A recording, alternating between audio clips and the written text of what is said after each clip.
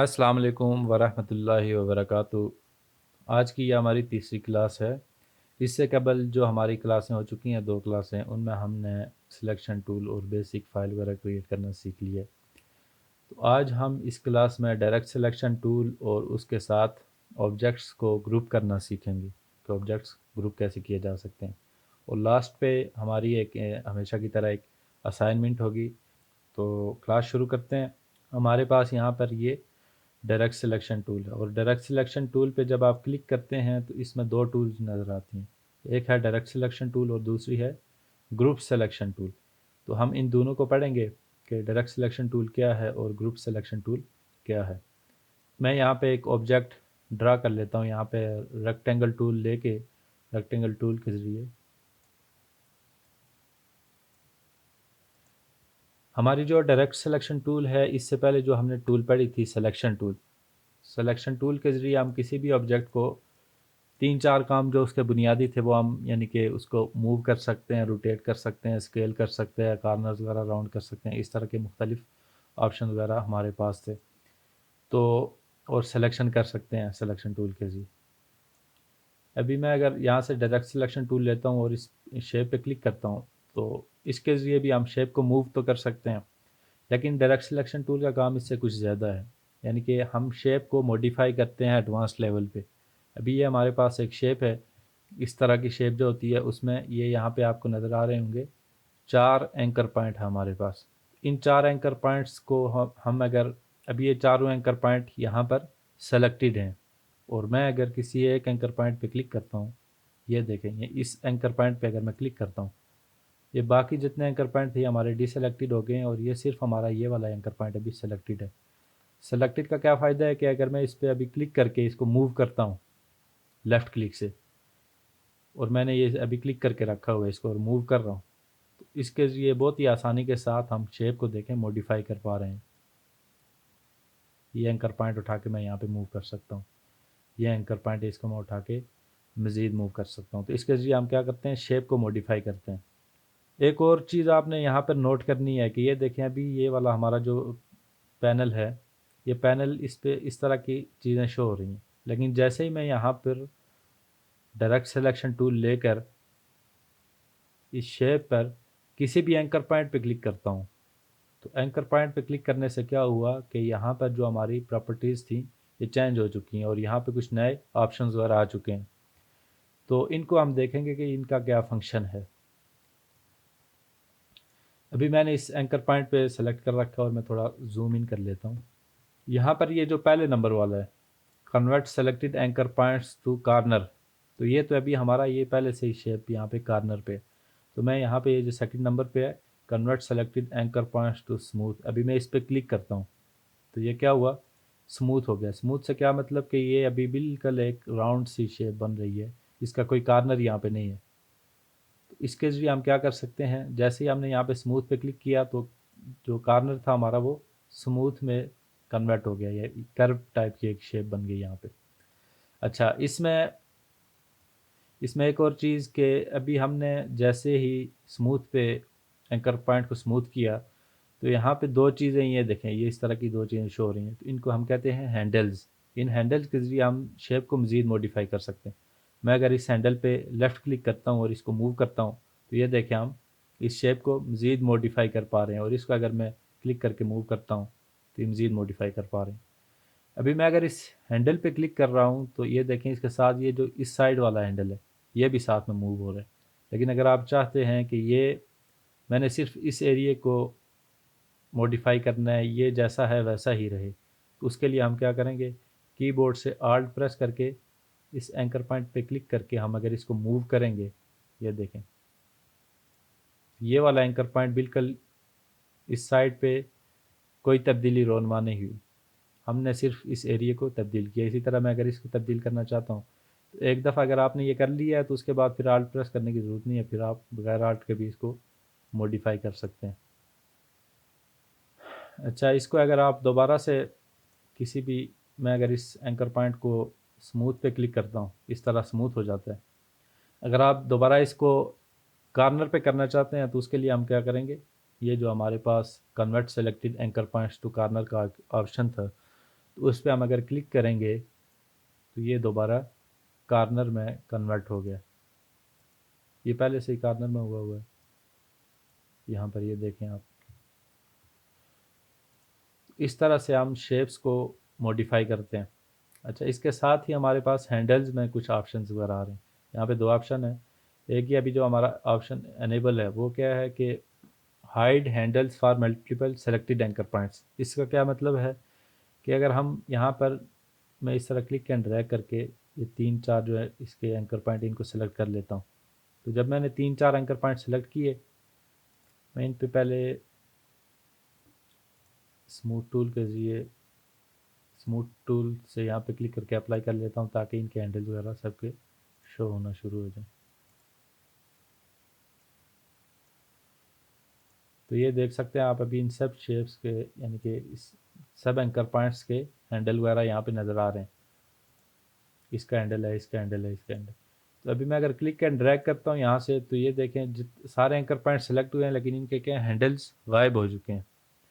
तो इनको एनेबल करने का क्या तरीका है कि मैं अगर यहाँ से हैंडल्स वाले पे show handles for multiple selected anchor points कर लेता हूँ, और ये अभी मैंने मल्टीपल एंकर पॉइंट्स मैंने सेलेक्ट किए हैं तो सबके हैंडल्स यहाँ पे शो हो रहे हैं। और मैं किसी पर भी क्लिक करके यहाँ से इसको मॉडिफाई कर सकता हूँ।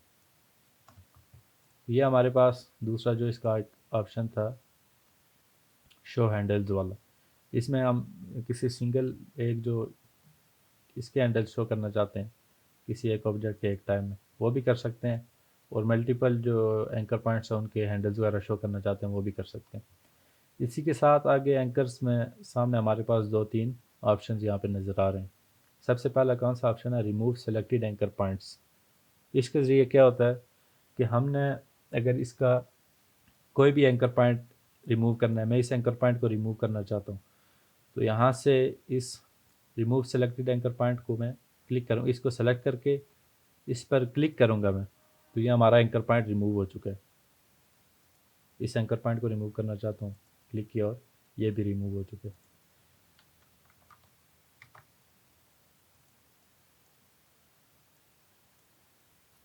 इसके साथ हमारा नेक्स्ट ये जो एक ऑप्शन यहाँ पे अभी डिम सा हुआ है, ये अभी एनेबल नहीं है, तो इसको हम बाद में देखेंगे, पहले हम इसको देख लेते हैं।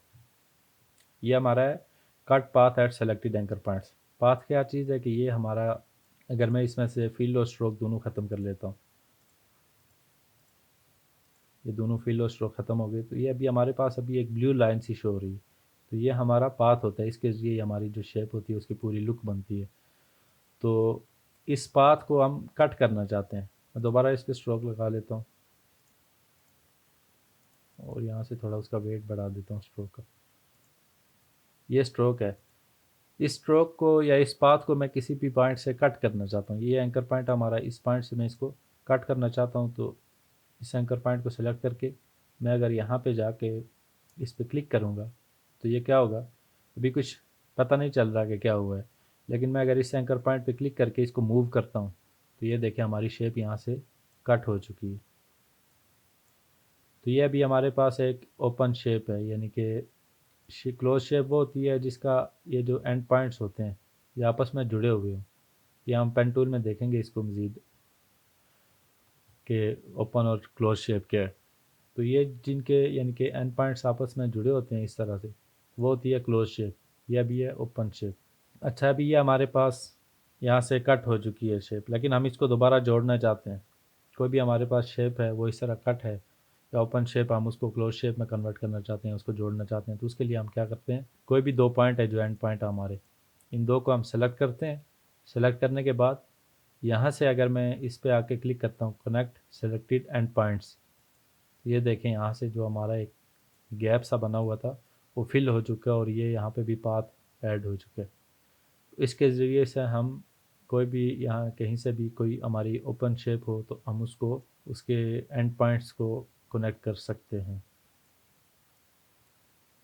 अब नेक्स्ट हम चलते हैं, ये हमारी सिलेक्शन टूल का बेसिक यही फंक्शन है। इसको हम मज़ीद आगे प्रोजेक्ट्स में जब रियल टाइम यूज़ करेंगे तो मज़ीद आप इसको समझेंगे इसका क्या क्या यूज़ है। फ़िलहाल आपने ये चीज़ें इसकी जहन में रखनी है। नेक्स्ट हम चलते हैं यहाँ से ग्रुप सिलेक्शन टूल की तरफ। ग्रुप सिलेक्शन की टूल से पहले यहाँ पर मैं कुछ ऑब्जेक्ट्स वगैरह क्रिएट कर लेता हूँ।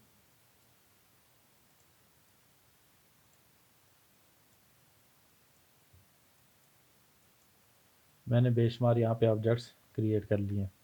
तो मैं अगर इन सब को इस तरह सिलेक्शन का, तो एक तरीका ये है कि हम क्लिक एंड ड्रैग करके इनको सेलेक्ट करके और फिर किसी भी ऑब्जेक्ट पे क्लिक करके हम मूव करते हैं तो मूव हो जाते हैं।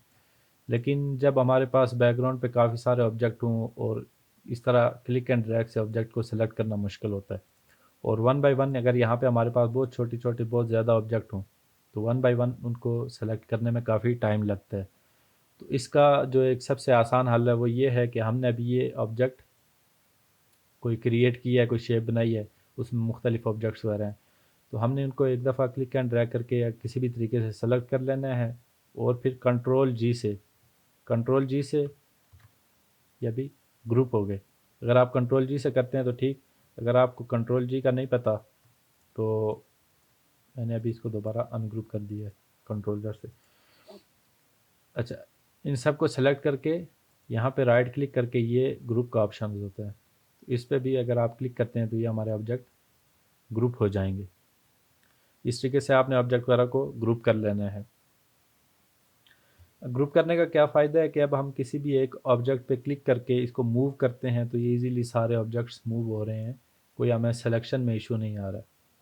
ये चीज़ें जब बहुत कॉम्प्लिकेटेड होती हैं, बहुत ज़्यादा हमारे आर्टबोर्ड पे चीज़ें पड़ी होती हैं, तो उस टाइम के लिए बहुत ही यूज़फुल चीज़ है ग्रुप करना। अच्छा, ग्रुप करने के बाद हम यहाँ से अगर ग्रुप सिलेक्शन टूल को लेते हैं, ग्रुप सिलेक्शन टूल का क्या काम है, एक तो ये है कि हम यहाँ पे क्लिक करेंगे तो इसी तरह सारी मूव हो रही हैं। लेकिन ग्रुप के अंदर देखें आप, अगर ये सारी ग्रुप हो गई हैं और सिलेक्शन टूल के ज़रिए आप किसी एक चीज़ को मूव करना चाहते हैं तो ये कोई ऑब्जेक्ट आपका अभी मूव नहीं होगा। इसका एक और तरीका तो है कि हम ग्रुप के अंदर जाके आइसोलेशन मोड में जाके चीज़ों को एडजस्ट कर सकते हैं, लेकिन ये हमारी जो ग्रुप सिलेक्शन टूल है इसके ज़रिए हम बहुत ईजीली यहाँ पर ही रहते हुए बगैर ग्रुप को छेड़े, बगैर डबल क्लिक करके आइसोलेशन मोड में जाए, यहाँ से ही ऑब्जेक्ट्स को उनकी यानी कि मूव कर सकते हैं। सिर्फ इसका काम यही है कि हम इसके ज़रिए ऑब्जेक्ट्स को मूव कर सकते हैं, बाकी मॉडिफाई वगैरह कोई इस तरह का काम नहीं कर सकते। तो मूव करने के लिए क्या करेंगे, पहले मैं किसी यहाँ पे बाहर खाली जगह पे ब्लैंक एरिया में क्लिक करके इन सब को अनसेलेक्ट कर लूँगा। अब मैं अगर किसी भी एक ऑब्जेक्ट पे क्लिक करता हूँ तो ये देखिए ये ऑब्जेक्ट हमारे पास सेलेक्ट हो गया, और इसको अगर मैं मूव करता हूँ तो ये ईजीली मूव होगा। किसी भी ऑब्जेक्ट पे क्लिक करके मैं उसको मूव कर सकता हूँ इस तरीके से। ग्रुप सिलेक्शन टूल का ये काम है कि ग्रुप में रहते हुए हम ऑब्जेक्ट्स को मूव कर सकते हैं। तो ये इसका बेसिक छोटा सा एक मतलब है यूज़ है। ये वाला काम मुख्तलिफ़ तरीक़ों से हो सकता है, लेकिन ग्रुप सिलेक्शन टूल के ज़रिए भी यानी कि इसमें काफ़ी आसानी रहती है। अच्छा, अभी हमने ये ऑब्जेक्ट्स वगैरह तो ग्रुप किए हुए हैं, इनको आप अगर अनग्रुप करना चाहते हैं तो राइट क्लिक करके यहाँ पर ये अनग्रुप का एक ऑप्शन आ रहा है, इस पे अगर आप क्लिक करेंगे तो ये अनग्रुप हो जाएंगे। इसके अलावा दूसरा तरीका क्या है इनको अनग्रुप करने का, शॉर्टकट की कि कंट्रोल शिफ्ट और जी आपने प्रेस करना है। कंट्रोल शिफ्ट जी आप प्रेस करेंगे तो अनग्रुप हो जाएगा, और कंट्रोल प्लस जी यानी कि कंट्रोल के साथ आप जी प्रेस करेंगे तो ये सारे ऑब्जेक्ट ग्रुप हो जाएंगे। अभी चलते हैं हम आज के असाइनमेंट की जानिब। आज हमने एक ग्रीन टी का कप एक पिच के साथ डिज़ाइन करना है। उसके लिए मैं यहाँ से रेक्टेंगल टूल ले लूँगा और यहाँ पर एक शेप ड्रा कर लूँगा। इस शेप में हमने ये करना है कि यहाँ से मैं सिलेक्शन टूल ही लेके ये वाले जो इसके स्मूथ कॉर्नर वाले जो ये आइकन है इन पे मैं क्लिक करता हूँ। इस पे क्लिक किया और शिफ्ट प्लस प्रेस करके अगर मैं इस पे क्लिक करता हूँ तो ये दोनों सेलेक्ट हो जाएंगे, और इनके जरिए हम इन ये वाले जो नीचे वाले दो इसके कॉर्नर है इनको हम राउंड कर सकते हैं। तो मैं अभी अगर इसको क्लिक एंड ड्रैग करता हूँ इस तरह से तो ये देखिए हमारे पास ये इसका कॉर्नर राउंड हो गया। अभी मैं इसकी स्ट्रोक थोड़ी कम कर देता हूँ, तकरीबन 6 पॉइंट, और स्ट्रोक का कलर भी ब्लैक कर देते हैं। अच्छा, अभी यहाँ पर हमने इसमें एक हैंडल लगाना है पकड़ने के लिए, उसके लिए मैं यहाँ से इसी का एक डुप्लीकेट ले लूँगा, इसकी एक कॉपी ले ली, इसको इस तरह से यहाँ पर एडजस्ट करके और इन दो पॉइंट्स को मैं सेलेक्ट करूँगा दोबारा और फिर इस तरह से स्मूथ कर दूँगा। अभी हमारे पास एक मसला इसमें यह आ रहा है कि इसको हमने स्केल डाउन किया है तो इसकी स्ट्रोक यहाँ से कम हो गई है, तो इसको मैं बढ़ा देता हूँ तकरीबन 6 पॉइंट उसी के बराबर।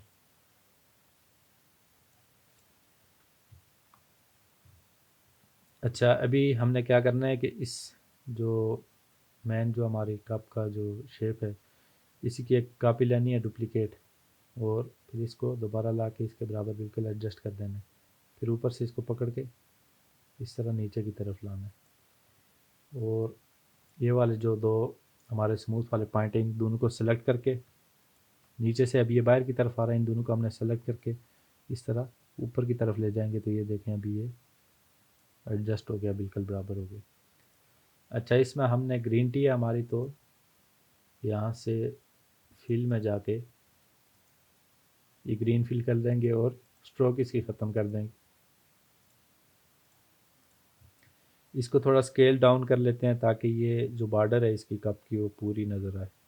तो शिफ्ट और आल्ट आपने प्रेस करके रखना और माउस से आपने इसको स्केल डाउन करना है इस तरह से। अभी इसके नीचे हमने एक पिच बनानी है, तो पिच के लिए इसी की मैं कॉपी ले लूँगा, एक इस तरह से स्केल किया।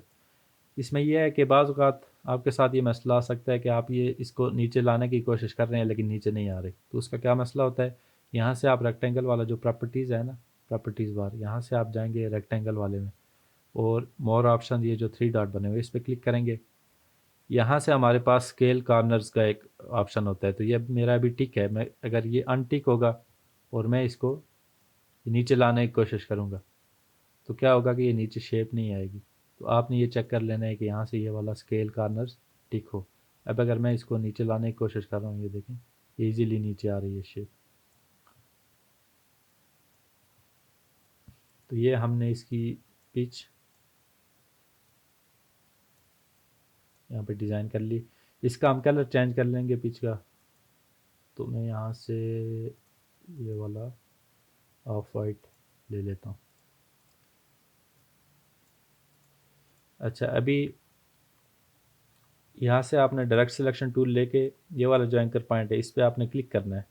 क्लिक करके तो अगर आप राइट एरो की जो हमारे पास होती है दाएं और बाएं की जो कीज़ होती हैं कीबोर्ड के ऊपर, तो उनमें से मैं अगर दाएं तरफ वाली राइट साइड की जो एरो की है उसको मैं अगर प्रेस करता हूँ तो ये देखें एंकर पॉइंट हमारा थोड़ा थोड़ा राइट की जानिब मूव हो रहा है। मैं इसको दोबारा अंडू कर लेता हूँ। इसका क्या फंक्शन है कि इसके लिए हम एंकर पॉइंट को इस तरफ मूव करेंगे लेकिन हमें थोड़ा ज़्यादा मूव चाहिए उसका। उसके लिए हम क्या करेंगे, शिफ्ट शिफ्ट प्रेस करके अगर मैं राइट एरो की से प्रेस करता जाऊंगा तो ये देखें ज़्यादा ज़्यादा एंकर पॉइंट मूव हो रहा है। तो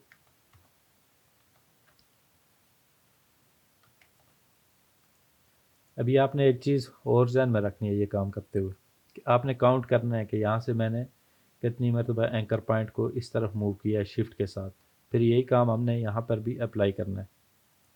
तो ये देखें अभी मैं अगर शिफ्ट प्रेस करके राइट एरो की से इसको इस तरफ मूव करना शुरू करता हूँ और साथ में काउंट करता हूँ इसको। ये देखें अभी 1 2 3 4 5 6 7 7 मरतबा मैंने यहाँ से इसको मूव किया है। इसको भी मैं सेलेक्ट करके लेफ़्ट वाले एरो की से शिफ्ट प्रेस करके मैं साथ में शिफ्ट प्रेस करके रखूँगा और लेफ़्ट वाले एरो की प्रेस करता जाऊँगा। तो 1 2 3 4 5 6 7 इस तरह से हमने इस शेप को मॉडिफाई कर लेना है। और ये देखें अभी कोई पिच वाला जो स्टाइल होता है वो थोड़ा लगना शुरू हो गया। इस तरह से हम अपनी जो हमारी ग्रीन टी का एक कप है वो उसके साथ पिच और ये चीज़ डिज़ाइन करनी है। अभी हमने इसके ऊपर स्टीम बनानी है, तो उसके लिए मैं क्या करूँगा, ये वाली जो शेप है हमारे पास इसको मैं उठा के यहाँ पे ले आऊँगा और यहाँ पर ला के मैं इसको कट कर लूँगा। डायरेक्ट सिलेक्शन टूल लेके यहाँ से मैं अगर cut path at selected anchor points ये क्लिक कर लेता हूँ और यहाँ पर आके फिर यही वाला ऑप्शन क्लिक करता हूँ। इससे क्या होगा, अभी मैं सिलेक्शन टूल लेके इस वाले एरिया में आके इसको डिलीट कर लेता हूँ। तो ये हमारे पास बिल्कुल एक स्ट्रेट लाइन आ गई है। मैं अगर यहाँ से डायरेक्ट सिलेक्शन टूल लेके इस पॉइंट को क्लिक करूँ और ये जो हमारे पास convert selected anchor points to smooth, इस पर क्लिक करता हूँ तो ये देखें इस टाइप की शेप बन गई है थोड़ी सी। और यहाँ पर भी यही वाला ऑप्शन अप्लाई कर लूँगा और इसको इस तरीके से मॉडिफाई कर लूँगा।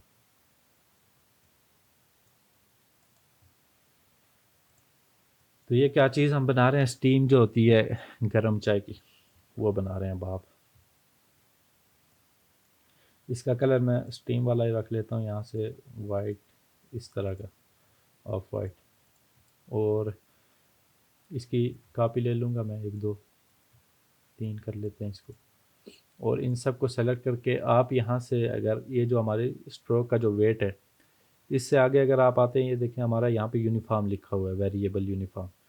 तो ये जो इसकी विड्थ, ये जो इसकी चौड़ाई होती है स्ट्रोक की, तो ये भी हमारी यूनिफॉर्म है। यूनिफॉर्म का मतलब ये है कि बिल्कुल ये सारी यहाँ से लेके यहाँ तक ये बिल्कुल स्ट्रेट एक ही जितनी है। मैं यहाँ से इसको अगर पहले वाली प्रोफाइल 1 अगर क्लिक करता हूँ तो ये देखें इसका जो स्टार्टिंग पॉइंट है या एंडिंग पॉइंट है, ये दोनों बारीक हो जाते हैं, यानी कि कॉर्नर में बारीक, बिल्कुल बारीक लाइन की तरह कन्वर्ट हो जाते हैं। तो इसके ज़रिए आप अपने जो कोई भी स्ट्रोक है उसको मज़ीद मॉडिफाई कर सकते हैं। मज़ीद एडवांस में हम नेक्स्ट देखेंगे आगे वाली क्लास में। फ़िलहाल आपने ये इतना इस पर यहाँ से ये प्रोफाइल 1 अप्लाई कर लेनी है और इस तरह की शेप आपके साथ। तो ये आपकी असाइनमेंट भी, आपने ये काम पूरा इसी तरह करके व्हाट्सएप पे शेयर करना है। उम्मीद है आज की ये क्लास आपको पसंद आई होगी। फिर मिलते हैं नेक्स्ट क्लास में इंशाल्लाह। तब तक के लिए अल्लाह हाफिज़।